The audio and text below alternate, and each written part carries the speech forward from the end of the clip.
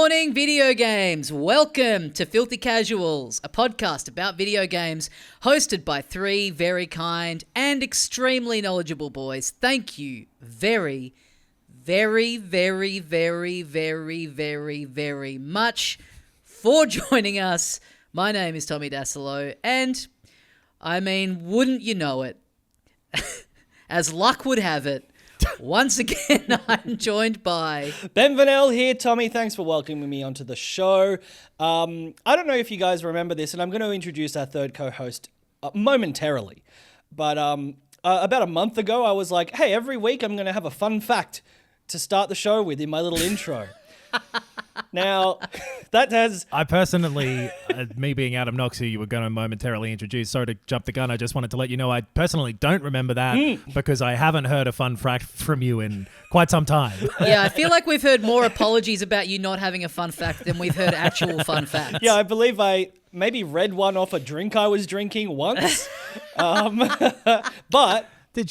I thought I would replace that with something that I cannot forget to do, which is I'll mention something about the bonus episode that'll be out tomorrow every single week. Okay. Because we have a Patreon, and it's good to remind people that we do an extra podcast episode every single week if you sign up to patreon.com/filthycasualspod. And tomorrow's episode will be a 2-hour-long listener mailbag episode. We answered, I think, about 90 questions, I'm going to say. But it's fantastic to get questions from our patrons. And I think, yeah, we all genuinely love answering them and talking about all these different topics. So that is our bonus episode tomorrow. So if you sign up to the Patreon for the, I think, middle tier that gets you everything, you'll get the mailbag episode. Also, if you sign up to the I think $5 US tier, you get the monthly mailbag episode plus ad-free episodes of this very podcast. So that is what I've decided to mention at the start of this episode, and I found that quite fun. Well, can I tell you, Ben, now that the fun fact segment has been abandoned and is up for grabs, would you guys like to hear a fun fact that I've found out? You know what? I've been dying for one for weeks. Me too. Would you guys like to know what comes up when you Google the phrase, what is a fun fact? Ooh. I would like to know. I also would like to point out that the website that answers the question, what is a fun fact, visibly bright screen. When you brought it up, it is blinding white on your face. Okay. Do you want to guess, actually, what comes up when you Google what is a fun fact? I mean, is there going to be anything other than it's a piece of trivia that's a little bit quirky and enjoyable? Or is it the first fun fact that the internet can think of to give us? I'll tell you what comes up when you Google what is a fun fact. Okay. What comes up is, who invented the chicken sandwich? Oh, you know what? Huh. It wasn't Lord Sandwich, was it? Did he get both in? Was he working overtime? He's like, here's 2 pieces of bread, and there's a fucking chicken over there, my friend. These are boring. No. These 2 pieces of bread suck. I gotta have something either on top. I don't know where to put it yet, but somewhere nearby. No, guys, you've gotten confused. I'm not going to answer who invented the chicken sandwich. The fun fact isn't who invented the chicken sandwich. Okay. The fun fact is what comes up when you Google what is a fun fact. Well, that's frustrating. So I'm not... hey, what's I'm more not here frustrating? to educate you, all right? I'm not... You need to do the labor. What's more frustrating, what I've just done, or if I was to say I'm going to start reading out a fun fact every week and then never do it? What you did, because we all forgot about the fun fact thing. It was Atlanta restaurant owner Truett Cathy. Hey, I thought My it was thing gonna every be... week will be covering over the cracks that you two have created. I thought it might have been, like a Popeyes or something like that, like a fried chicken sandwich. Oh, shit. Right? He placed a piece of boneless grilled chicken inside a bun and dubbed it the Chick-fil-A. Whoa. That seems like propaganda from big Chick-fil-A. I Yeah, it agree. really does. Famously, they love a bit of propaganda. There's no way that someone didn't put fucking chicken inside bread until 1946. Yeah. Chickens have been around Adam, for way longer than that. And who knows how long eggs have been around for. See, Adam, this is why you don't go digging further into the fun fact rabbit hole. I saw all this and I left it out to protect you because I knew that it would send you into a tizzy. Yeah, well, it has. Now I'm pissed off about chickens and eggs too, because eggs existed for way longer than chickens. Lots of animals prior to the chicken coming around laid eggs. Yeah, famously, fish lay eggs, and they were like around way before land mammals, right? So I don't know what a trilobite does, but hey, I'm a succeedlobite. I'm always every time I try to bite low, I do it. Speaking of low biting, what's a trilobite? Not much. What's a trilobite with you? The fact that this week we have a ton of stuff to talk about. We've wasted it with chicken sandwiches. I love. No, I'm furious again. I'm riled up this episode because I want to talk about some medium PlayStation reveals, please. Okay. I saw a lot of news stuff this week. Yes, a lot of news to talk about from the past 7 too. days.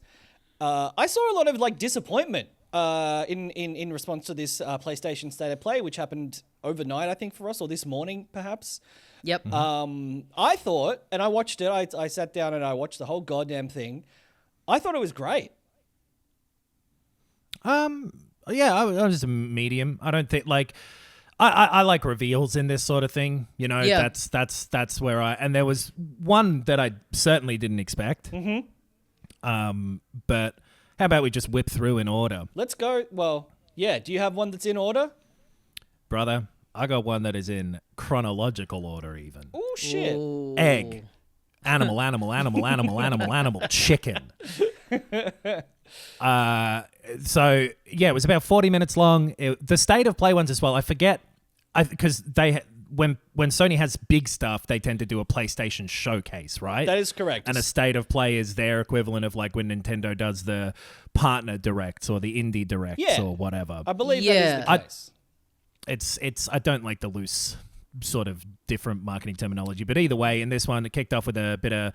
We knew some Astrobot free DLC was coming, but they showed what it was, some sort of online speedrun challenge levels and a few new bots to go and collect, which is cool. Good for them. A game which I don't know if it was a real reveal, but I certainly hadn't heard of it. The Midnight Walk. Yeah, this was a reveal for sure. This is a PS5 and PlayStation VR 2 release. And it mentioned the developers were Lost in Random, which I had not heard of, I don't think, or not off the top of my head at least. Lost in Random was that one... involved dice and music or something like that. I don't think I ever played it, but I do recall it existing. Okay. Yeah, I remember the name, but I never really heard much about it. But this looks cool. It's got a claymation, stop motion, very like Nightmare Before Christmassy kind of look to it, and not in a way where it's just like... It truly does look... It's got that real kind of low frame rate, very stop motion-y look to it, not just like a... You know, it's not just... doesn't look like it's just using that as a visual style. It actually does look like it's using that style of animation. Yeah. Compared to... What's that one that's been on a bunch of the Xbox showcases that's sort of like in the swamps and stuff? You know what I mean? Yeah, the bayou-y kind South of of one. Midnight or something? Midnight something, yeah. Something like that. I doubt it's Midnight because this is Midnight. Yeah, true. Whatever that one's called. This as opposed to that where we're seeing the gameplay footage of whatever that other game's name is. It is called South of Midnight. It went in. So we got 2 Midnight stop motion games? Yeah. That's crazy. Well, that's the time. I mean, it's so time consuming that like if you're making a stop motion thing, you are regularly going to be up past midnight. Yeah, so that's it's true. Like you've got to burn Midnight the is midnight like oil. 5 p.m. if you're working for Aardman. Yeah, you think Wallace's hands are going like this at 3 in the afternoon? Hell no. Someone make They're a up gif all of night. that, by the way, of Tommy doing that. You got to get I mean, you could get Wallace's hands, just do one go of them going left to right and then just loop that. That's true. That's true, yeah. But those are the sorts of corners that I'd be cutting that have stopped my career in animation, and not the kind of stop that they like to do, which is to stop and change the models a little bit. It's a full stop motion. Yeah, this reminded me of that movie Mad God that came out 2 or 3 years ago, which I loved, and had a bit more of like a dark, kind of creepy gothic style. But this looks cool. It's pretty Nightmare Before Christmas too. Like a couple of the characters look very, very in that vein. Yeah, we've got another Outer Worlds, Outer Wilds situation where we're going to have to be very careful to clarify which one we're talking about down the track. But that looked cool. Yeah. Yep. And then something called Hell Is Us. Oh, yeah.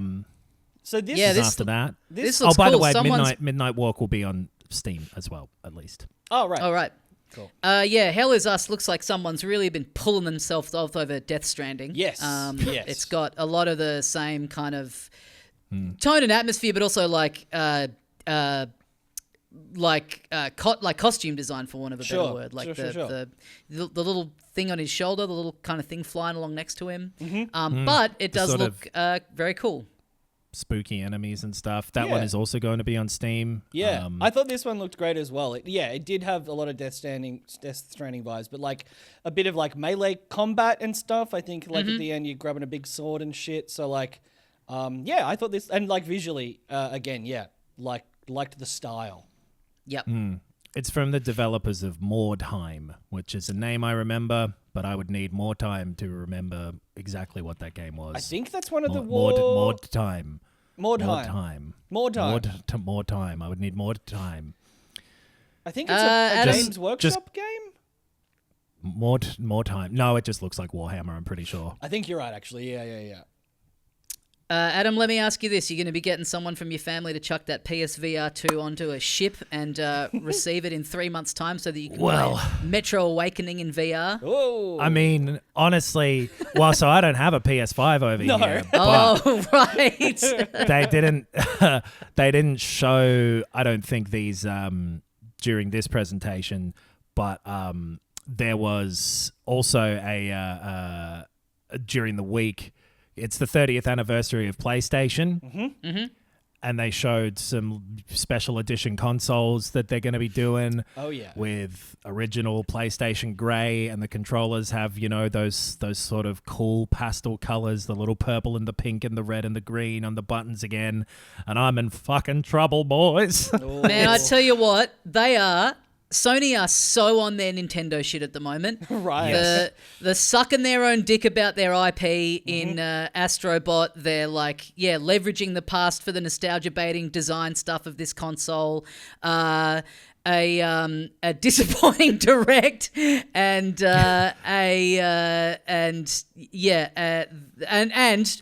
remasters and remakes out the wazoo. They really are on their Nintendo shit at the moment. They really are. Those special edition ones, so there's like a whole range of things, including a fuck's that portable thing called? PlayStation Portal. Yeah. One of those, a controller, a DualSense Pro, whatever that's called, the super expensive Elite controller. Touch something. Edge. Edge. The DualSense Bono and the DualSense Edge are both available in these colors. And a PS5 Pro that will be limited to 12,300 consoles, which reflects the date the PlayStation came out, I believe, is the reason for that number. And it looks pretty fucking cool. Yeah, it's neat. Even the PlayStation Portal, which I think is a really dumb thing that doesn't really need to exist and certainly doesn't need to be owned. Just seeing it in that... People who don't get the use of their living room TV that often have said how much they appreciate it. So, it works well. Yeah. The colorway of it, I did find myself going, "Oh, okay, now maybe I'm keen." That does look pretty cool. Colorway. I love it. Yeah. If it's not too crazy, I might have a PS5 again because fuck me, it looks really cool. Well, it's not just the Pro that's limited. There's a normal one too. There's a normal one too, but that also, like, you can only get it in Australia by, like, you have to be, at least for JB Hi-Fi, a member of their perks program to get on the pre-order waiting list to get one. So from what I can tell, it's also limited in quantity. You can get it direct through the PlayStation, like their shop, if they have it in your country, like the PlayStation Direct shop. Yeah, right. Too.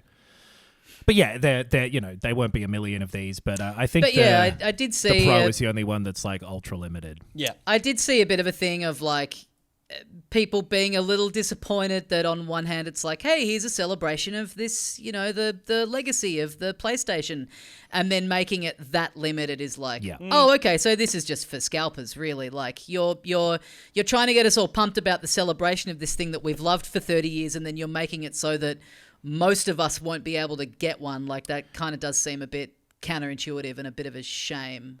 The only limitation they've laid out, at least, is for the Pro, though. Right.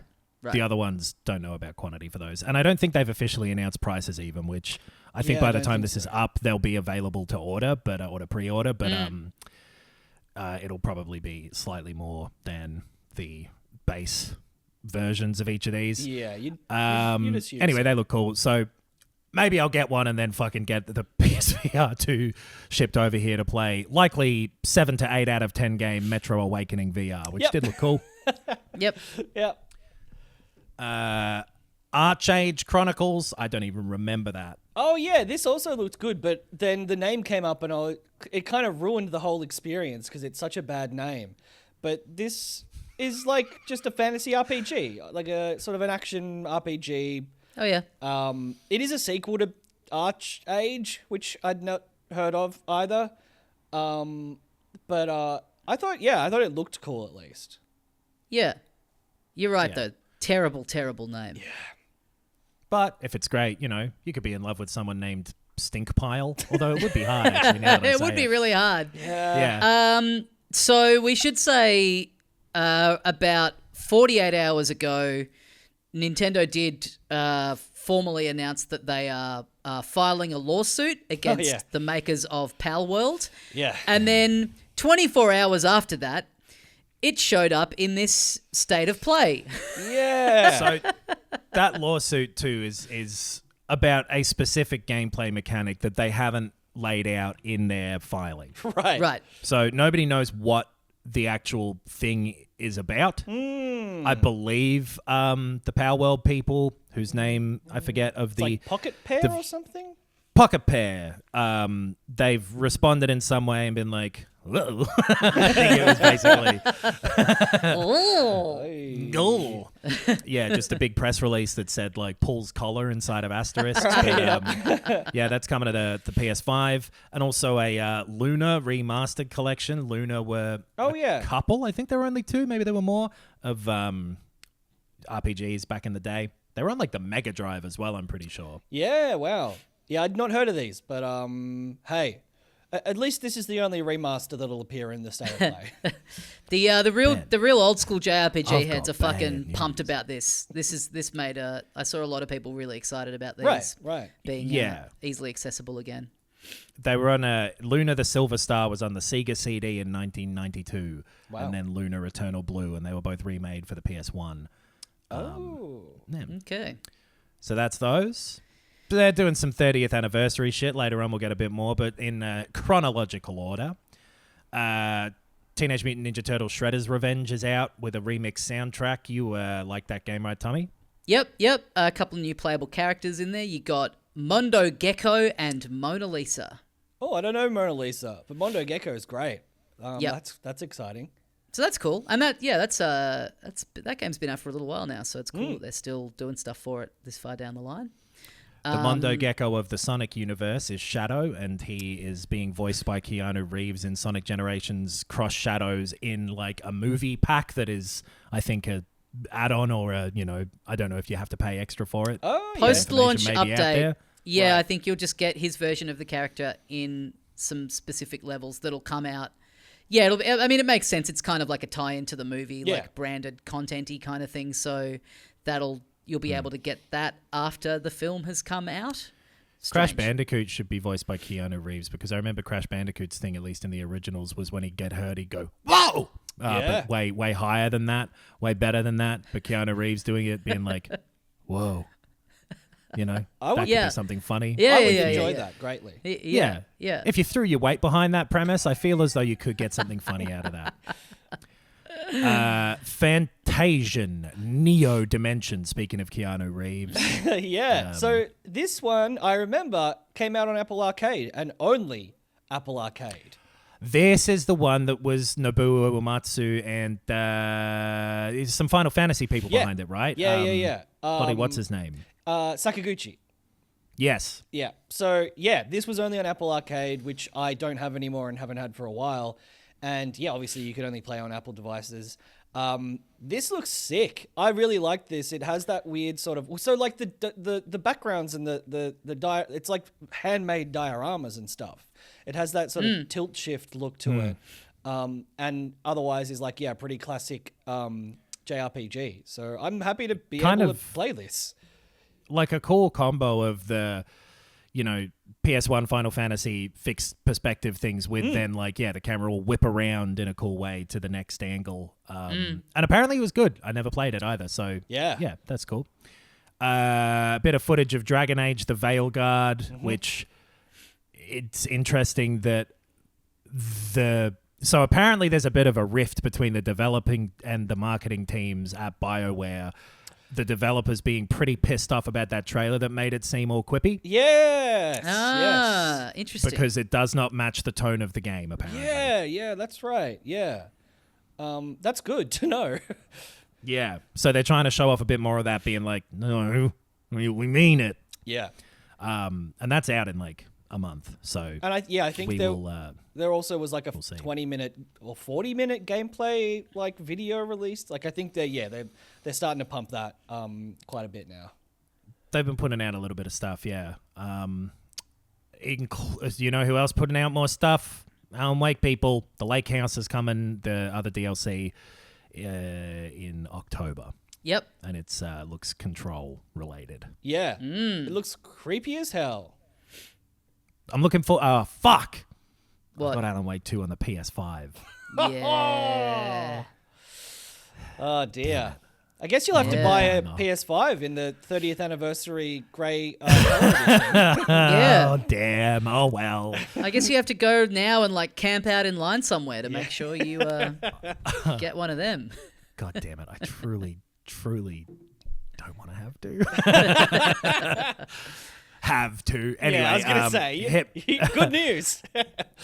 Hitman World of Assassination. There was a VR mode shown off for that. With I believe they'd already put that into the PC version, or even the PS4 version had a VR mode with the PS4. I think it did. Yeah, but this is updated. I don't remember that one working very well, actually. I think I played a bit of it and didn't like it. So this will be cool with the proper controllers and all of that. Oh, yeah. And then... I'd seen this get talked about before the show, so this wasn't a surprise, but they're remastering Legacy of Kain Soul Reaver 1 and 2.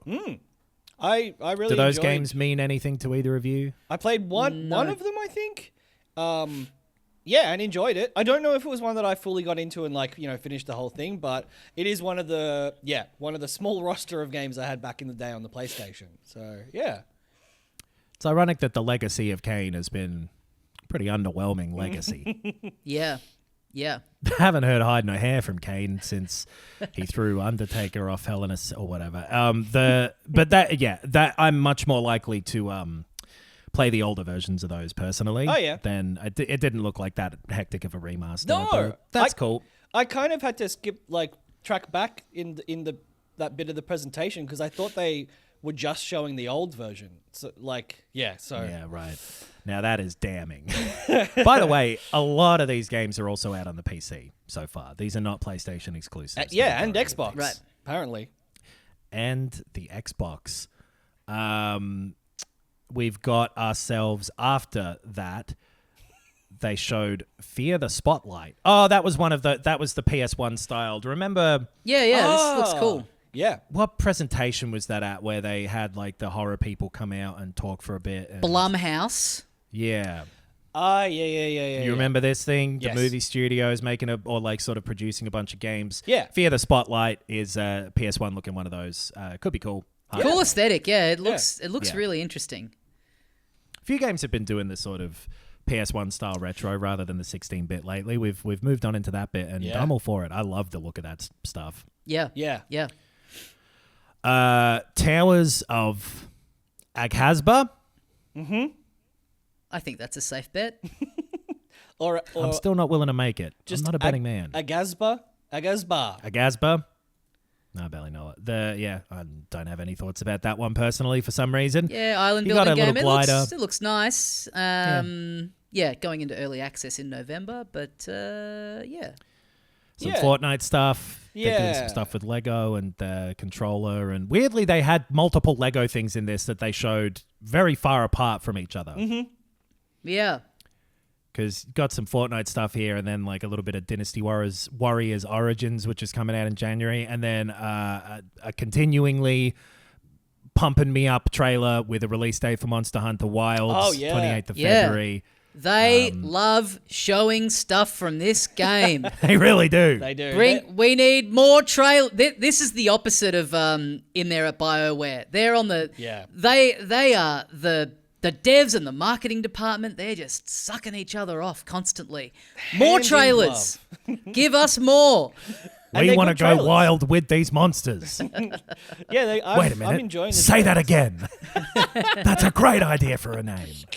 The trailers make it look like it's good, and there's another special presentation that's Monster Hunter specific that has been on today already, I think, by the time you're hearing this. But right. I'm already sold. They also put out like PC specifications, and so from like a lot of the reporting of people who've played Monster Hunter Wilds, it maybe doesn't run great on the PS5, and then they're pretty beefy once for the PC as well. For the PC. So and this was a release date reveal. It's coming out on February 28 of 2025. Oh, okay. Next year's February.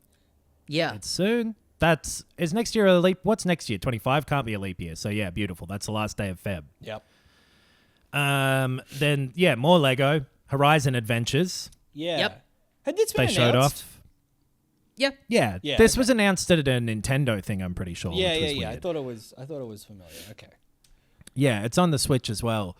That's out soonish. That's out in November, and it looks like it might be fun for what it is. Mm-hmm. And if you can't get enough Horizon, then unfortunately they haven't made enough Horizon for you to have more. But they're going to remaster Zero Dawn up to the fidelity of also a PS4 game, Horizon Forbidden West. And that's one of those ones like with the Uncharted games and stuff at the turn of the generation where you can pay $10 or $15 and it's and you get it, and it looks nice. It does look nice, and they're saying it has re-recorded mocap in it, which I don't believe any of the Last of Us ones. I don't know if they did that, or if they did, they certainly didn't fucking carry on about it. But I think they had a lot more extensive motion capture in the Last of Us games that they didn't need to. But Horizon, the first one was a lot more wooden in a lot more places. Sure, and it was really noticeable in the second game how much motion capture there was and how good a lot of those interactions with even like very side characters looked. So,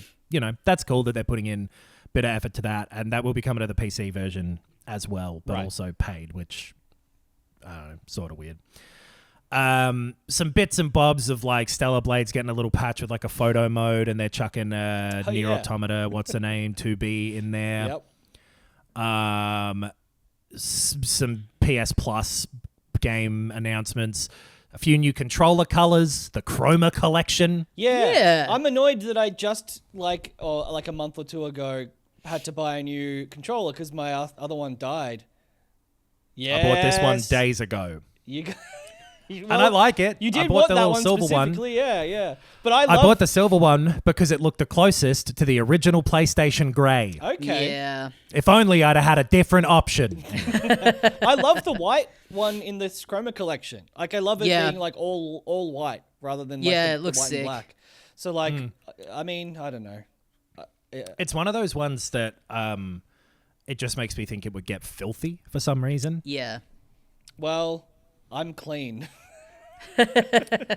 Skin comes off of every man over time. There's people in our disc. I assume it's multiple different people, although maybe it is just the one paranoid person. I feel like anytime anything white gets announced as a controller or whatever, there's always like a person in our Discord who's like, all I can think of is the fingerprints.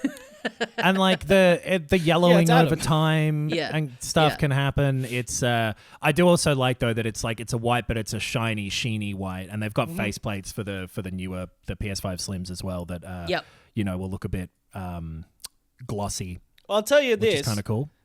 Every single component of my computer is white, and it all looks the same as when I bought it. So are you holding your computer all of the time? This bitch is That's white. a mouse. Well, someone wants a medal for regularly washing their hands. Good on you, mate. I just don't understand how people get this shit dirty. Like, yeah, wash your hands. Yep. Well, all right. Just other people have had a different experience to me, so I think they're fucking up or lying. I do know what people mean in terms of like the controllers that have like the white kind of controllers that have like the matte to them. I feel like they do just absorb, like if they're being held for a while, they absorb that kind of like over time. It just starts to have that like kind of grit to it. I don't know. And people sweat and just like skin comes off of your hands all the time. Like a lot of dust is that and whatever. Like you're always sort of shedding, and they've all got little grooves in them. There's bits there that it's easy for things to get to build. I feel like a lot of people, what they remember when they feel like they're paranoid about that, what they're specifically remembering is a time in their life when they'd go to like a friend's house when they were a kid, and it would just be some like filthy family where just like everything was dirty, and you'd pick up the remote and it was just like caked in like just crust and like grime. I think that's what people are getting like. For sure. But it can happen over time with white stuff, but it's not an inevitability. But anyway, I'm going to get the shiny green one to match my ute. Fuck yes, dude. I call it the fuck machine. Because I'm the worst, and I'm the type of cunt who would stereotype people who drove a certain type of car. That's the sort of judgmental that I am. Because I own this ute. Some PS5 Pro stuff again, mentioning like, hey, these games will look a bit better. Oh, yeah. And then the big surprise at the end for me, didn't see it coming at all. I knew Sucker Punch were like working on something, but I truly didn't think it'd be a sequel to Ghost of Tsushima. But it is. It is Ghost of Yotei. Yeah, I think it's Yotei, yeah. I don't know, though. I don't think they say it. So we're still waiting on pronunciation confirmation. It's interesting that, because I feel like Tsushima was as much a part of the brand as Ghost. I agree. Yeah. It feels weirdly separate to me for some reason, and it looked cool. Like it looked like you had a wolf pal. Yep. And it looked really pretty. I do remember that they, like in Tsushima, they really emphasize like you're the ghost. Like, you are the ghost. It's just not as memorable a word as Tsushima, I guess. Like, it didn't attach for me either. But, this looks awesome. it looks great. I'm excited and to this play is, it's a full-on PS5 game, too. Yeah. It's cool, because Ghost of Tsushima looked... I was going to say Ghost of Tsushima 1, but there is no Ghost of Tsushima 2. But Tsushima looked fucking awesome. Yeah. And so, hey... I said I'm not a betting man earlier, but you know what? I'm going to place a couple of bucks on this will look good. Ooh, okay. And this is next year sometime. That's all they've said, 2025. Yep. Which is great. That's sooner than it could have been. Absolutely. Yeah. I don't think I'm rocking any boats by saying. But that was the PlayStation state of play there, which, a couple of things I'm interested in, but honestly mostly like games that... were getting either like updates or we sort of already knew about. Yeah, I feel like people. I feel like there were people either it leaked or people were speculating that there'd be that Horizon Zero Dawn remaster. People seemed very convinced that there would be a Days Gone remaster for some reason. I don't know where that. I think came from someone with like insider knowledge was like, yeah, there'll probably be another remaster of something not that exciting. I think maybe they've been referring to Soul Reaver. But, sure. I think just the prompt, a game that's not that exciting getting remastered, people are like, oh, Days Gone. Well, like the ultimate not exciting game. I don't think did we talk about this when we talked about Astrobot? The fact that the Days Gone protagonist is like one of the bots, and then the developer of Days Gone like had a bit of a tweet rant being like, so they'll use my creative intellectual property to promote their shitty little game, but they won't make a Days Gone 2. And I think was like, this is disrespectful to the character. Right. Yeah. The character of gruff biker. And he was annoyed that he didn't have that he didn't get a heads up, and he made it sound like he was just playing. He's like, oh, this is how I find out I'm just some little fucking robot. Is that all I am to you? He really, he really let it get under his skin. God damn it. And you know what they always say, imitation is the sincerest form of mockery. But yeah, like, just regular folks who were replying to him were like, hey, man, like, it's a nice thing that, like, they didn't have to put that character or that game in there at all. Like, I think you'd find it more insulting if they didn't, if it was this like complete love letter to everything that PlayStation have ever done, and if they left Days Gone out, you'd be like, what the fuck? I get the My feeling, guy should have been the one that wasn't a robot but was a person. Yeah. And I rescue Astrobot. This guy was going to be annoyed regardless of what happened. Oh yeah. And so, like, on the back of that, I would not have thought that they would be remastering or having anything to do with Days Gone, honestly. Sure. And Horizon, ongoing concern, they're making a movie or show out of. I can't remember. I think it was a show. Yep. And making a third game in the series of, certainly. Right. So, Yeah. Days Gone, they've been very plain about the fact that they're like, no one cared. Yeah. So Yeah. You should listen to the title of that game and take note of what it says. There's going to be a lot more days until there's another one out. That's the part of the title we meant. Ghost of Yotei looks cool, though. That was the one sort of bit where I was like, oh, wow. Yeah, big announce. The next Like a Dragon game got announced this week too. Well, let me read you the title that I thought initially was a description of what the game was. The title is Like a Dragon, Pirate Yakuza in Hawaii. It's so good. Like we were saying in our chat that it everything about it looks like one of those like bad IGN April Fool's Day prank videos. Sure. But I also do mean that in a good way. Just the most go-to developer. Like, what the fuck are they doing? So there's no need for us to even describe what this is. It's a side thing to Infinite Wealth, where I guess that's why they're able to churn a lot of these out so quickly, is that even like the mainline Yakuza games up until this most recent one have always used, the same map and a lot of the same assets. So that kind of stuff is done. So, you're a pirate. You're a pirate. From the earlier games. Yeah. Who has been a fan favorite. And it's out weirdly soon. Yep. The amount that they're able to crank out is insane. 28th of February as well, same day as Monster Hunter. Oh, fuck. Sorry, Yakuza. Yeah. Sorry. Well, I mean, I'm busy. I'm hoping to have finished Infinite Wealth by then, because like that is a hefty fucking game, and like I'm loving it, but it's just like I've played 30 hours, and it's like maybe a quarter of the game. Yeah. From memory, since 2022. No, wait, what year is it now? 4? Yeah. Oh my God. 3. So 2023. Did they put out Ishin in 2023? I think they did. There was They two. did, yeah. 2 in 1 year, yeah.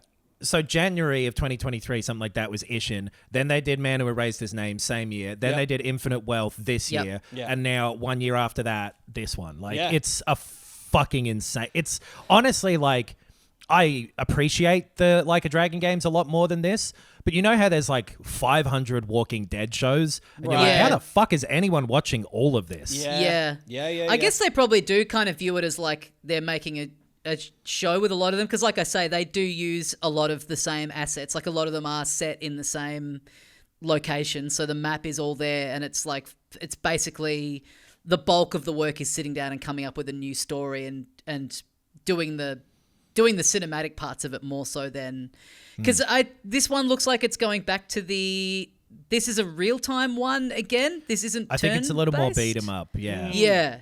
So again, that's like a system that they've got that they've had, for ages now. But I imagine there's not too much new work to be done to put it within that framework. But this, like, if it was DLC a year later, sure, but like a full game is like that's still a shit ton of work. Like when a DLC would still take just as much time, potentially a bit less, but like this and they've said a lot. Scale wise, it's more similar to Man Who Erased His Name, but a bit more than that. Yeah, but, like 20 hours, cool. 30 hours or something. But yeah, cool. I mean, I just Yeah, I love how they do things. I love that however they're able Yeah. to do it, they're able to crank this stuff out. And they do have this approach where it is just like like the mainline ones, you might still be waiting a little while in between, but they are really able to crank them out almost as if it is like a series and they go on these like weird detours and yeah. They're releasing more games than Sony are releasing first-party games for the PlayStation. Yeah. It's crazy. Yeah. It's crazy. Well, yeah. Can you count Concord anymore? No. No. If Take a that one game off the comes shelf. out in the forest and nobody plays it, did it ever exist?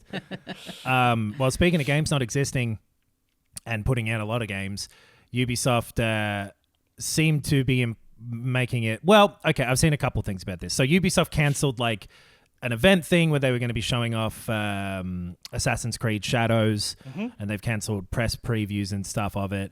It looks like that will probably be delayed and that there's trouble or something, but I've also seen something about like Ubisoft is sort of... There's a hostile takeover sort of thing coming towards them, and it may be more because they kind of have to all hands on deck and deal with that. Right. Because Star Wars Outlaws did not do well, or certainly Okay. not as well as it needed to. Which makes sense. Like that seemed to really not make a splash. Yeah. And yeah. So this... Especially with what you would be projecting for anything you would think like Exactly. Sure, on the sure. whiteboard, you would go, well, huge license here. I mean, we can bank easily, on Yeah. X number without having to do too much. And so Shadows So is that's meant to meant come out in November, 12th of November, I Yeah. think. Is it still its current, or 15th maybe? Which Yeah. would be pretty soon to push that, but I guess it's happened before. We'll see what happens. Put it out the same day as Ghosts of Yotei. Suck shit. That would be quite the ribald move. Wouldn't that be quite 50 Cent versus the game? Oh, yeah. Yeah. Imagine a lot of games coming out all at once. Imagine just like, for example, one day you just get up, you put your $25, $30 into Steam and then getting like, for example, just like 50 games. Just all at Damn, once. that's the sort of thing that, just quickly to mention, there was some more stuff about the Switch too, and like some apparent things of manufacturers, maybe photos or whatever, but we'll hear more about that within a couple of weeks, I'm willing to bet. Yep. Sometime in October would be my bet. I'm not a betting man, but I'm putting money down yet again. Maybe I do have a betting problem. Anyway, the problem is that's nothing to do with the idea of 50 games, which is a fucking absurd number, to be honest. Like, if they were Clubhouse games, I could see there being 50 to 51 of them. Sure.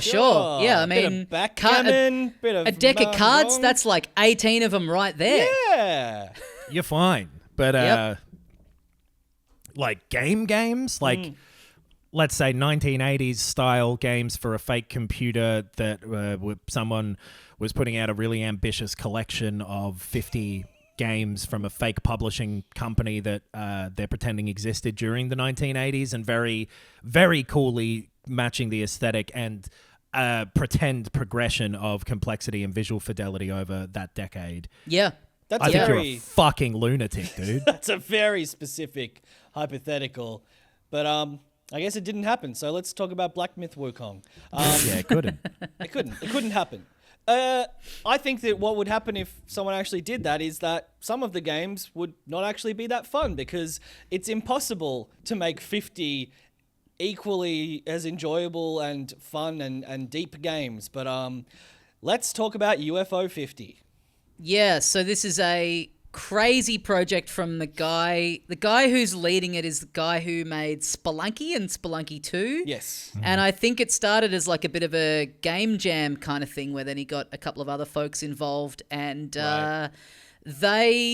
there are, as much as you say that, Ben, about some of them, the other side of the coin, of course, is that there are plenty in here that could be their own standalone games that you Yeah. could have just dropped on a browser for either free or a couple of bucks, and I think would have gotten like a lot of attention in their own right. And rather than, jump the gun and just drop one of these for a few bucks on Steam or whatever, they stuck to their guns of this, really like kind of insane idea for a project of having 50 games that all have like when you load them up on the main screen, they all have like a little bit of, you can look at a little bit of like fake trivia about them, like that they were what happened in the development or whatever. Like, there is so much thought put into this, like, very, like, real-time decade of progression of this developer, and there are sequels to some of the games in this pack as well. It's kind of hard to know where to begin with talking about this, because there is, I mean, as a value proposition, there is so much in it for 20, 30 Australian dollars or so. Mm-hmm. Yeah. I think overall, as like a piece of, I'm going to say art, it's fucking awesome. Yeah. Like, it really nails the feeling of these things that, I grew up having a bunch of, like these sort of floppy disks that would have demos or whatever of all these old games from Apogee and all that sort of stuff, that it would have the shareware versions, but these are all like the full things. Yes. As, in varying levels of length, but as an overall, I was going to say recreation, but it isn't a recreation, a pretend recreation of this publishing company that existed on 1980s computers. It's like almost perfectly done from just like a aesthetic and mood and tone level. Yeah. I can't really see it being done much more completely than this. It's suppose really impressive. We haven't actually. This is not like a very popular game. Like, this is quite a niche indie game. So for anyone who has literally no idea what this is, it is, it's made by the guy. It's the project is led by the developer of Spelunky. It is a collection of 50 games. You can access them all. I believe that's right. You can access them all in any order at any point. They're all on a screen. 50 games. And they are throwbacks to NES or Atari, even earlier sort of era games. More like the sort of IBM PCs and like the Amigas or Commodores or whatever of the era. There's like a fake computer that looks like, I think like an FM Towns Marty or something. There was some computer that it's sort of modeled off of. Right. That I forget the name of, but it boots up like it's a compilation disc that I think is copyrighted 1992 or something. Right. And there's a thing these of games like that go from 82 to 89. And when you like select one of them off the menu for the first time, there's a little thing of like blowing dust off it. It's like this whole conceit is that you found this like this big this big treasure trove of all these old discs. And pretend mascots for the company who like do a little animation at the start, who are in a couple of the games, and like this really interesting kind of logical progression of like types of games being like, oh, this is the spiritual sequel to this one. You're like, oh, cool. This person, and it's got those little stories in there, in the sort of menus and whatever, that you can see a really well fleshed out pretend timeline in here with all of these different games spanning a ton of different genres, all of which are the sorts of things that were popular at the time. Because we should say too, they're not mini games, and they're very clear about that in the like blurb and everything for it. They are, when you load them up, they are all of varying lengths, but they are all fully fledged games. It's not just like it's not like a WarioWare thing. It kind of does. Right. If you look at the trailer, it does look like a kind of WarioWare thing where maybe you're just getting a little snippet of this. Like, once you're in the thing, it is like a fully thought out thing off, like not always, but some of them with like a ton of levels, some of them that are like quite long, or fully fledged games, challenging. Yeah. Fully fledged games that we should say that are of the scale that was the going scale of the time. Exactly. Which is obviously smaller than modern. Yeah, you could have, and like I think some of the best ones in this collection are, like sports mechanics kind of games where it is less about sort of having a broad scope and a long game, but it's about honing a mechanic so that you just want to play it over and over again, which was very similar to sort of games of that era that actually existed. But very a broad in scope project, very, very ambitious. You go into these games pretty blind. Like you get a little description that you can bring up on the menu, but they all have that kind of 80s feeling of like, well, there would have been an instruction manual with this or something, but I don't have it. I think that's my favorite thing about it. It so perfectly replicates that thing of like, I found this old box in a friend's garage and it's got all these old discs in it, and I'm having to kind of muddle my way through, and a bunch of them are like pretty easy to work out. Oh, okay, this one's a platformer, but then some of them are these like pretty dense, like tactical strategy kind of games where you're just the one that's called like Party House that I've just been on going like, what the fuck am I meant to be doing in here? And it Which one? Sort of Party House, I think it's called. I don't think I've played Party House yet.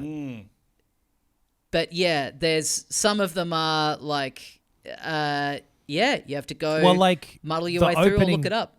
The opening Gambit game, and you can pause and go into a menu that will show you the controls. There are always only 2 buttons. Yep. And the D-pad. So you can look at the controls, which don't always reflect every control in the game either, which some of the games are about figuring out what to do. Yep. Because like they're presented from a modern point of view of like the game is figuring out these games like more broadly, which I really have been enjoying, same as you, Tommy, from like, this is evoking something of a bygone era that is fun in this kind of meta way. And I feel as though Ben, not to put words in your mouth, but I'm Ben. But it can also be a frustrating experience that it sounds like you've maybe found less pleasant. Yeah, well, I mean, because you have 50 games, I feel like if it was me, and again, like, this is an opinion, this is not a advice to a developer, but my approach probably would have given a bit more information to the player, because you could approach any of these games at any point. You don't have to play them in order, although, like you say, the sort of development of the development itself is kind of part of the game.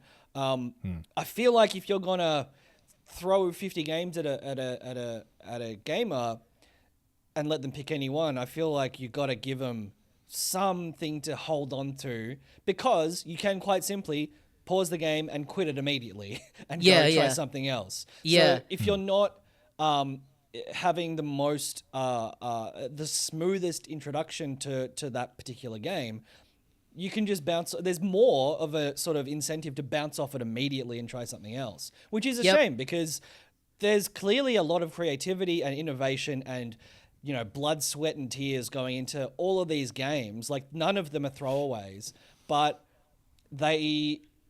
some of them are just too hard to figure out. And see, that's just going to be down to the mood and disposition of the person, though, because I wouldn't want it to be any more hand-holdy. I wouldn't want that at all. I would like it much less if it were telling me more. Right. Yeah, I think that's kind of what I've really been liking about it, or certainly like finding it interesting as a entire project, is that I don't want to say other games that are examples of this, because that would be a spoiler, but it's almost like the challenge of playing it as a whole when you start playing it is a challenge that isn't even contained within any of the specific game that you're playing. It's this like, it's exactly what you're saying, Ben, like sitting down, and I told myself first of all that I was going to go chronologically through them and from the main menu, and you are playing one, and if you're not liking it, well, it's pretty easy, bounce off it straight away.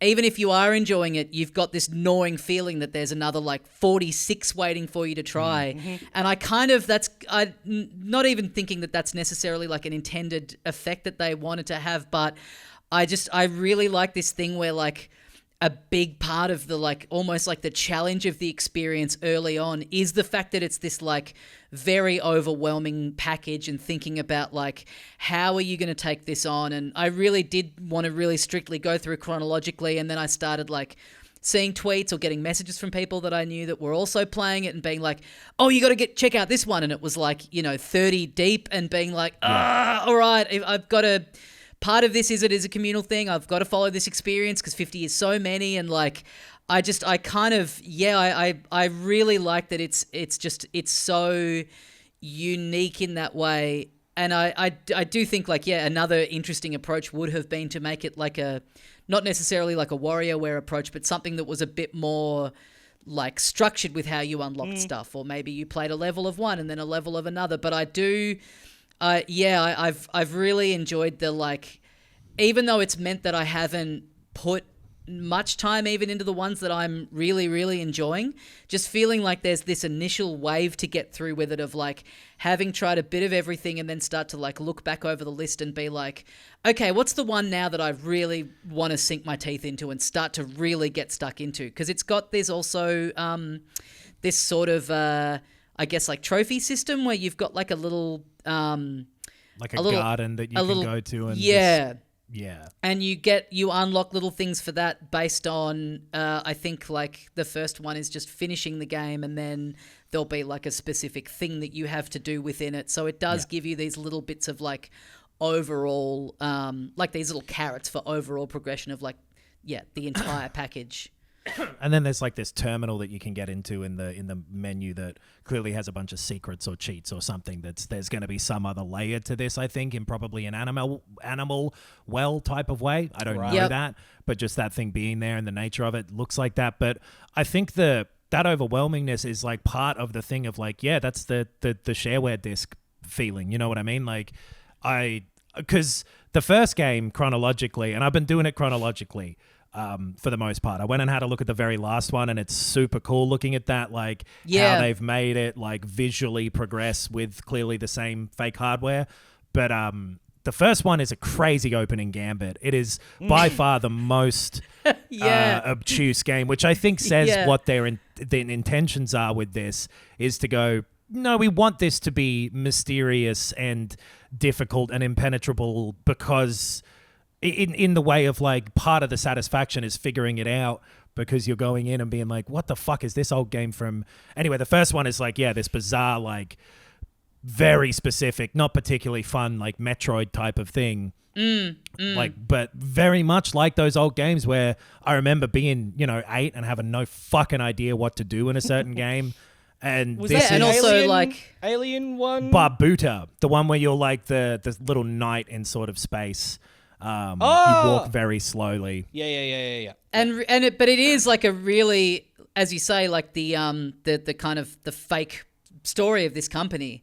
It really does read as a like, this is our first crack at a game, and we didn't quite get it right. But also, what I've been loving about this is like, even the ones that I've bounced off immediately that either don't appeal to me or I just like straight up think are no good. It's like, I'm sure there will be someone who Barbuda is their favorite of this entire package that they just I keep going back to it because obsessed. there's something. Totally. Yeah. And I've not been digging the sports ones as much because they are closer to just like, this is like an indie game someone would make. Right. This is like, whatever. This is like Bushido.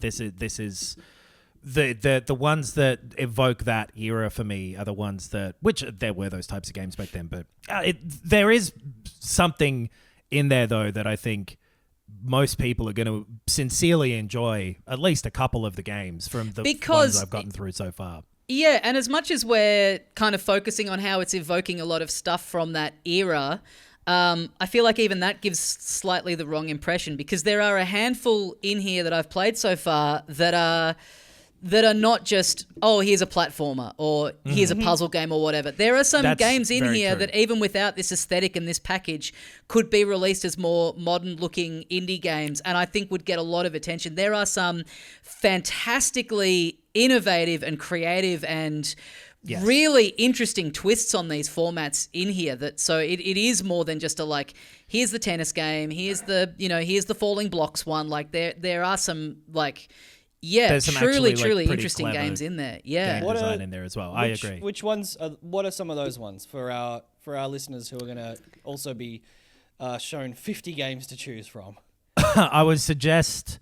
I think Warp Tank is really cool. Yep. I enjoyed Chameleon. I think that's one of the easiest to sort of get into. Yeah, I Chameleon forget the name is of it. it's so you're a little lizard, and you've got like different colored bits of ground, and you've got predators that you can see their little line of sight, and if you camouflage yourself to the same color as the ground that's in front of them, they won't be able to attack you. But it's not always as simple as, like, you might need to, like, work out a weird puzzly kind of way around to turn yourself blue and then get back onto that right part of the floor. Yep. Warp tank is you're a little tank in a side-scrolling sort of, you can shoot, and your other ability is to warp to the opposite surface. So if you're on the bottom, you'll go to the ceiling. If you're on an angle, you go to the opposite corner, and so on. And that one is like very cool, and like some of the, as it progresses, the levels are like some pretty intricate ways of having to think 2 steps ahead and whatever. Yep. I forget the name of this one, but there's like Splatoon with cars. That's pretty fun as an arcadey one. Yes, yeah, that's really cool. That Paint Chase, I think that's called. Right. Mortal, which is you're like a what are you? It's like a group of like suicide cultists where you have one of 3 different moves that you can do. Yes. And you can like arrow yourself into a wall, you can blow yourself up, and you can turn into a rock to make a platform. And so once you do that ability, you lose a little guy, and then another one immediately comes like parachuting in from a little plane. And so you're using these basically corpses of yourself to make a little platform, or blow one of you up to make a little tunnel through. Really fun little puzzle platformer kind of thing. Mooncat is kind of cool as well. You're like this little kidney bean where the left half of the controller, so the direction buttons are to jump left and all of the face buttons are to jump right. And if you push both at the same time, you'll do a ground pound sort of thing. Yeah, I couldn't double tap figure out how to control that one, so I immediately was like, no. A lot of these are, that's the thing that's going to be the difference in, I think, some people's experience of this is like, I went, I wonder how this works, and wanted to keep figuring it out. Yeah. And some people are going to be like, I don't know how this works. Where are the controls? There's 49 other games I got to try off this. Have you guys tried Onion Delivery? No. I found that one impossible to. You're a little. It's meant to. It's similar to Mooncat. It's meant to have difficult controls. You're like driving around a city, and it'll show you a little zone that you've got to get to, but your steering is just like almost impossible. But again, I'm sure there's a certain personality type that is just like, views it as like a FromSoft game where it's like, I can overcome this. It's this type, whatever type this is. ENFT or whatever. I'm an electronic NFT. Quap and getting over it. That guy's games, I feel like that's the same thing, right? It's like, I've got to fight the meta element of how this game works to play the game. I think it's different in the sense that it's less of a physical obstruction as much as a puzzle-solving obstruction. You've got to figure out what does what, rather than like fight against a, unwieldy random thing, if that makes sense. But it does also change slightly from game to game, and there's like 45 others that we haven't mentioned there, and like 30 that I haven't played. I just think it's super fucking cool as like an overall project. Valbrace, have you guys played Valbrace? It's like a dungeon crawler thing where you're just like, the that old school style like of Wizards first person or whatever. Yeah, where you just go through like block at a time, but then when you get into combat, it's kind of like a Punch-Out style thing, so it's kind of like real time where you're like moving, in real time, left to right across the screen, and like there's a dinosaur. And there's a dinosaur strategy one where you've kind of just got to figure out what all these symbols mean over time by trial and error, and I really like that sort of challenge, that task of like, figure this out. I'm not going to tell you what it is. You figure it out. I love overcoming that and putting something like that together in my head. But I can also see how, not being told what to do makes you not want to do it for some people. There was a couple of good ones that... what's the chain reaction explosion one called? Have you guys played that one? Oh, yeah. Yeah. I like that one on the grid, whatever that's called. Yeah, that one, that's the one I've been playing like repeatedly. Because it's very simple. It's very almost self-explanatory. You get a choice, like you will eventually use them all up, but you get given these little guys that you can put down on a grid who will, when triggered to explode, will, basically kill anything in a certain square. And those squares which they affect are shown as you're like placing them on the board. and your goal is to start a chain reaction with those, using them to kill baddies on a board and leave regular townspeople alive, so that by the end of the chain reaction you have more townspeople than baddies and you can move on to the next round. And it's cool. You've got to kind of remember in what order you place them down. Yeah. I've had a couple of times where I'm like, fuck, actually, which guy was I meant to start with? Totally. Yeah, and that's fantastic. And it's like, it's almost like each exploding guy is a different Tetris block that you've got to figure out, you know, and you start to develop like methods you'll use over and over again. And that one's really, really cool. Devilition, that one. Devilition. Oh yeah, I've really enjoyed all of the strategy ones. I think for like this being an era where, and I think especially their art style too, it does feel like a lot more tapped into that almost like bubble bobble kind of era of looking game. It's surprising how many like there's like a tactics where you've got these little guys coming out of your castle and you've got to work out your placement of them because they're coming up against an opposing enemy. There's like a bug hunter, which is sort of a some Fire Emblem-y sort of tactical strategy stuff. Some really great work in coming up with 80s sounding video games. Yeah. And just the art style that they've used for all of these, I think is great too. Like their their like character design when they go for more of the cartoony stuff. Like they've again, and I know this is kind of easy because it is a small team, but that feeling of like, even when the games are stylistically different and some of the art styles are stylistically different, there still is this like feel of cohesion of like they all did come from the same world. Because also like in having a small team make this, it's like, well, that's the size of a team that made a game like this back then was. So it's like but for them over the course of 10 years, whereas this, they've just pumped it all out. And also some of them are super challenging too. Like the challenge isn't just in figuring out what to do, but then actually doing it. It can be pretty unforgiving. Yes, I think some of those early ones, that's what I bounced off as well. Was like, even what was it called? The people falling out of the plane and you do puzzle. Mortal. That one I found really hard because it's kind of hard to control the guys to specifically land in certain spots. So that one I was like, great idea. Very like, again, could be like a great mobile game or a great indie game, but I was like, oh, it's too hard to control. I guess I'll try the next one. And I think well, you know what? I had maybe you should try the sequel because there's a second one in there later on. Well, I didn't like the first one, but that was a part of it as well. I probably only played like 15 of the games, but like some of them being like, it's too hard, maybe I'll come back to it, and some of them being like, I don't know how to play this. I just hoped that I would enjoy all of them, I guess. Right. I think that's for me, like the ones that I've liked a lot so far, I can see myself spending a lot of time with, and I feel like even just that batch, and like I've probably only played like, half of them in total so far, but like the ones that I've really loved, I'm like, yep, this is enough like bangers to justify the cost. And like, do you know what? Yeah. Oh, sorry. No, you go.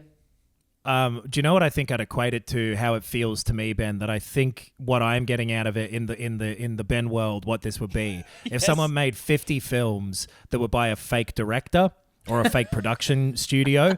Even if a bunch of them weren't that good, I love and have such an affinity for the subject matter so much, and the experience of putting myself in the time and place and like appreciating the meta side of it as much as I do that. The relative quality of some of the games or even enjoyment that I'm getting. Like there was a golf one that I didn't really like and stuff like that. It's so made irrelevant by the fact that I just enjoy the whole experience so much. I fully appreciate that side of it being appealing to you guys more than me. I just wanted to.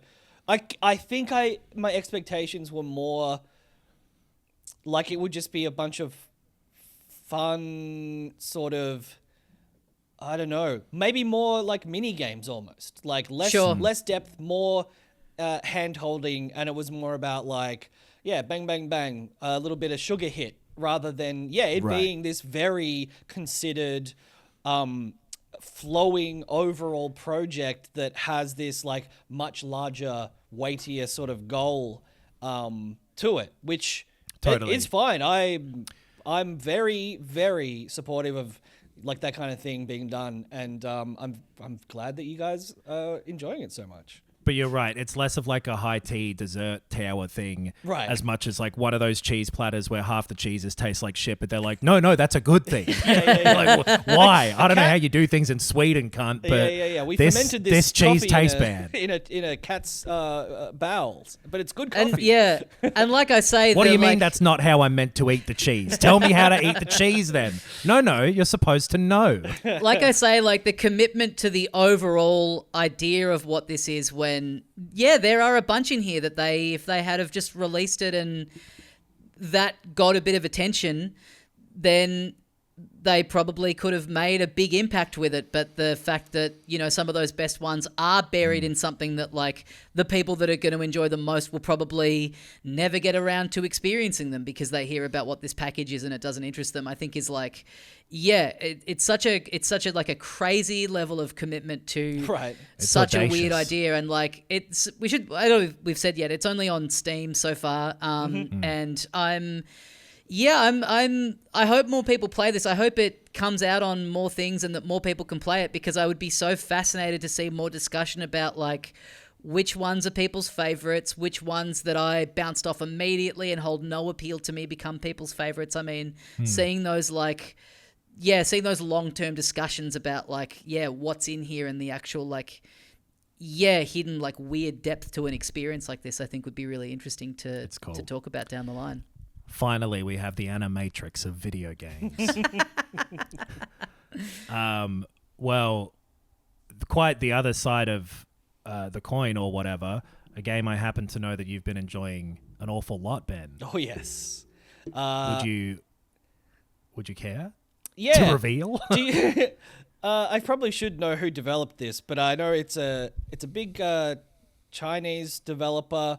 I remember when the trailer for this dropped, it was like kind of wasn't released properly. Like I think IGN were like, we just got this like untranslated media release from some company, and I guess have a look at this trailer. This is they're called Game Science. That's right. They've done two other games that I don't know anything about, 100 Heroes and Art of War Red Tides, that I don't think were anything like on the scale of Black Myth Wukong. Yeah, Black Myth Wukong. So it was kind of getting like bandied about a couple of years ago as like, wow, this looks like incredibly detailed and high definition from this studio that no one has ever heard of. But there was like a bit of a combat demo, and I was like, oh fuck yeah, I love, because it's basically inspired by and sort of like following on from the Journey to the West story. That's kind of the opening cinematic. One of the most famous stories in the world. And I know it most from the TV show Monkey, which was a Japanese show, which was an adaptation of the old Chinese story. And I fucking loved it growing up and was just always going to play this. But yeah, this is a kind of, I guess, AAA-ish scope action game. It's I have been kind of mostly comparing it in my mind to something like the God of War reboot. It basically is like a Bayonetta kind of thing. Kind of more fast-paced a little bit, but the same sort of idea of like, well, I don't know, it is kind of unique in some ways, but you can boil it down to third-person action, upgradable skill tree. You do have like a permanent like Estus Flask sort of healing thing that you can add little modifiers to as you collect them. But the main thing I'm really, really loving about it is the fact that it's basically just like a series of boss battles. It's a finely tuned boss battle game. And yeah, I'm really, really enjoying it. I've played like, I think near the end of the second chapter out of 5 chapters. But yeah, I don't know how much have you been able to play so far, Nox? Like 2 hours, barely much. Like I've done, I think 2 of the bosses, and it seems cool so far. Like linear, I believe. Yeah. You know, sort of side parts of the level you can kind of find, but mostly just going in a direction and doing this pretty like snappy, like fucking whip fast combat that is all about like dodge timing and getting a parry in here and using your special abilities at a good moment to like freeze the enemy and beat them up for a while or whatever. And like, doing those upgrades as you go through and figuring out the patterns and then dodging and timing your hits correctly. But it feels really good. It looks great. It looks fantastic. I'm playing it on quality mode, which I've just made my peace with, but I'm sure it feels even more fun on the high frame rate mode, the high. But yeah, it's set in like these kind of mystical Chinese sort of landscapes. It's bamboo forests, it's deserts, it's temples, and that the initial like kind of biome that you're going through is pretty stunning. Like it's very detailed. There's a lot of beautiful babbling brooks and stuff like that. And sort of, like a lot of like misty forests with sun, coming through the slats of the bamboo tree. Like it's, it looks gorgeous. Like beautiful looking rocks that you want to sit on. Yes. And you see these rocks and they're all real vertical. And like a lot of the enemies are like that sort of Chinese mythology thing of like cheeky foxes who are out to get you and big frogs who are out to get you and lots of regular animals that look different but are out to get you. Absolutely. Redwall style, if anyone played or read those books. Yeah. But Ratburn. Yes. Which the way that the kerning on those books, or at least the one I had, it made it look like his name was Ratbum. The R and the N were too close together. That's how I read it for a fair while. There's a few rat bums in this game later on as well.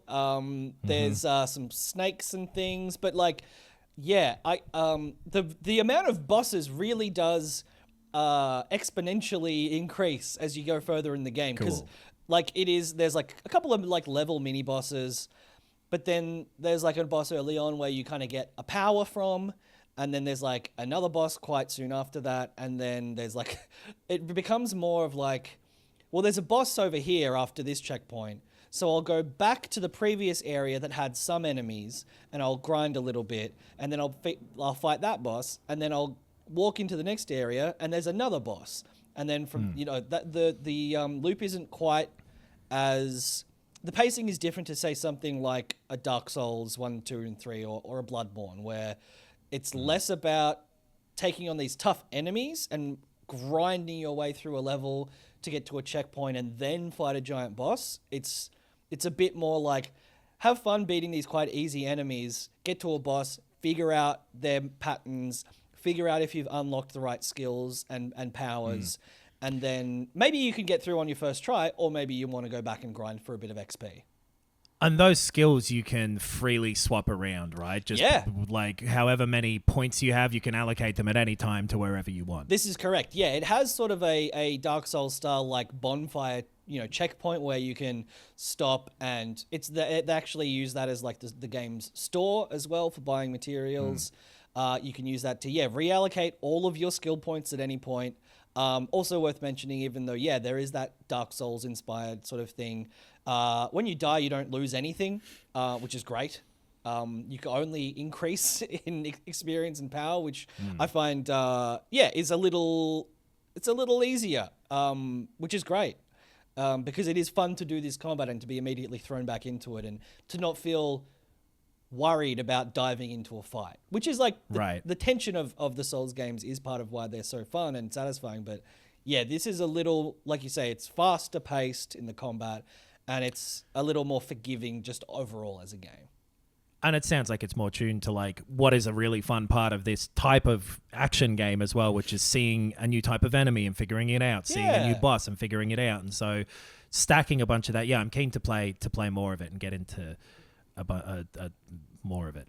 Because they throw it like there's probably like 10 bosses in the first chapter or something, or maybe 8 or 9, and those are where sort of the design comes to the fore, and they're interesting character designs, and they're like these, I think most of them are like taken directly from like actual mythology, so they've been honed over years and years, and like there's illustrations and sketches and stuff, and like they're all very cool. Some of the scale of them is like really like daunting and challenging. Some of them are just annoyingly fast. It really is like the best aspects of boss focused games. Like, I mean, yeah, even, you know, God of War had fantastic boss fights, and the Souls games, and yeah, like you say, Bayonetta, it's definitely got that, level of speed to it, and it is linear in the sense that, well, it's like literally linear in some places, but there's often like hub bits of levels as you get kind of further on, where there's like Resident Evil style, you can like, or Souls style, you can go off here exploring, you go up here, and then you fight a mini boss, and then all of a sudden, I've just opened this door that leads me straight back down to the start of the level. So it has that cool level design. I have seen a lot of people getting kind of annoyed by the fact that it's like, there are some like secret things to find, but a lot of the levels you're like, I want to walk over here, and it's just an invisible classic, you know, invisible wall situation where they're it's a like, little, it's a bit linear. Even right away, they've been a little hard to distinguish. Yeah. Is part of the thing. Like there's not a huge amount of difference between how a small cliff you can't jump down and a small cliff you can jump down look. Yep. I agree. Yeah. It's but overall it's like it just feels real snappy and good early on, and so like I'm keen to play more and just like have a finely tuned cool action game where, get this, you're a monkey. That is the best part about it. You're a fucking monkey, and you get cool costumes for your monkey to wear while you're fighting big old bad guys. I'm really enjoying it. I'm playing it with the Chinese dialogue and subtitles, so I don't know how the voice acting is in English, but that's a cool way to play it, I reckon. I turned it on for a minute because there's some like just sort of flavor dialogue that like the enemies will come up to and be like, hey, fucking whatever, fuck you, I'm a fox. Yeah. And I couldn't, that's not subtitled. So Right. I was like, I'm missing something, but I turned the English on and I didn't like it as much. Right. Like there is something about having the Chinese language on that I was like, whatever, I'm sure they're just saying fuck you. Totally. But there was like a little bit of flavor of like, boss, this guy told us to get you or something, like, Right. who's that in English? But whatever, I'll miss it because the English voice acting sounded fine, but you know.